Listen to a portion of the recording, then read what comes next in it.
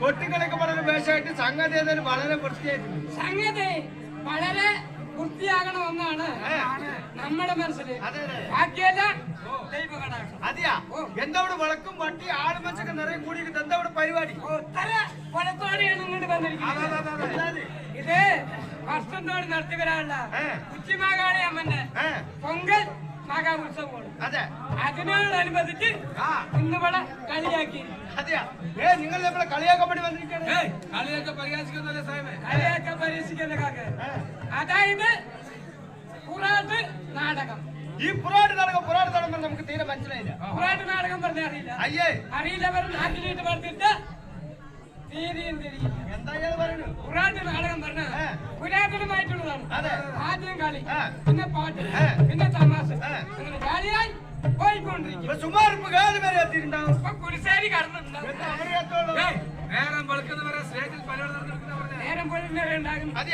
ഈ പുറാട് നാടകം നമുക്ക് തീരെ മനസ്സിലായില്ല.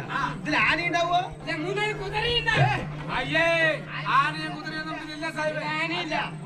ആനയില്ലേ പോട്ടെ, നമുക്ക് കുഴപ്പമില്ലാന്ന്. പിന്നെന്താണ് ഈ താഴമ്പുണ്ടാവോ? മെല്ലെ പൊങ്ങുമ്പുണ്ടാകും.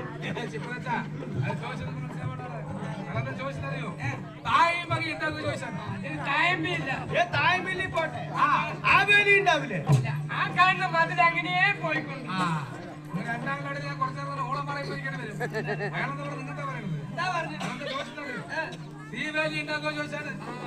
സീവേലി ഇല്ല. അതെയാ പിന്നെ എന്തൊക്കെയാ സാധനങ്ങൾ ഇതിനുള്ളത്?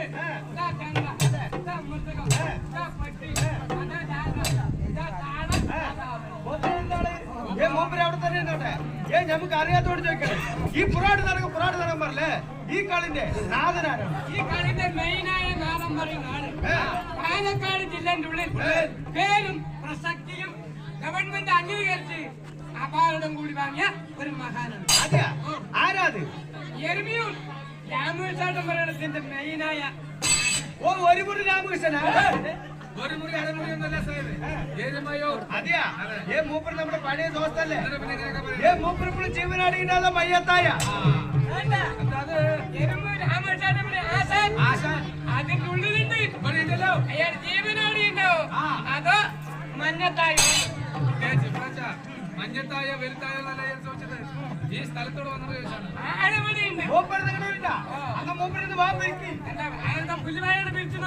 പൊള്ളാച്ചില് വലിയ പുതപ്പ് ഒന്ന് വിളിക്കാൻ പറയണേ. ഞാൻ വിളിച്ച് കാണിച്ചു കൊടുക്കാനോ?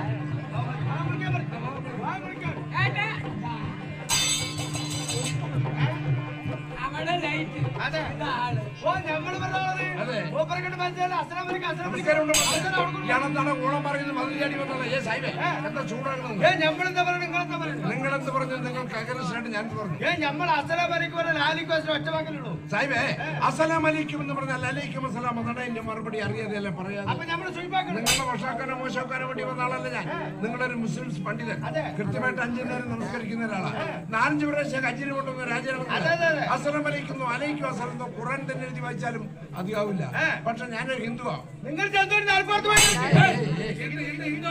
ഹിന്ദു മതാചാര പ്രകാരം ആരെ കണ്ടാൽ നമസ്കാരം പറയാം അത്ര ഞാൻ നിങ്ങളോടും പറഞ്ഞോളൂ പരിധി വിട്ട് സംസാരിക്കുന്ന ആളല്ലേ ആരും നിങ്ങൾ ആളിന് മനസ്സിലായില്ലേ ഞമ്മള് മനസ്സിലായില്ലേ ഞമ്മളല്ലേ പടിഞ്ഞാറ്